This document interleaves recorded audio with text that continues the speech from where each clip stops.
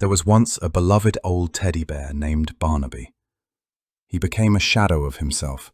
His fur was patchy, his stuffing was spilling out, and one of his button eyes was gone. His owner, now a grandmother, found him in the attic and decided to make him new again for her granddaughter. First, she replaced all the old straw with new, soft cotton. The original stuffing she carefully placed into an empty wooden box in the corner.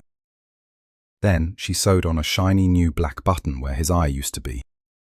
A patch of new brown fabric covered a hole. A new red ribbon replaced the faded one. Finally, his last tattered ear was replaced with new velvet. When she was done, the bear looked perfect.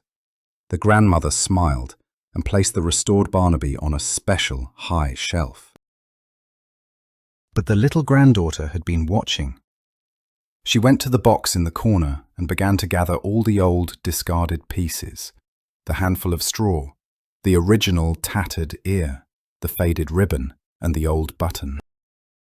She bundled them all together.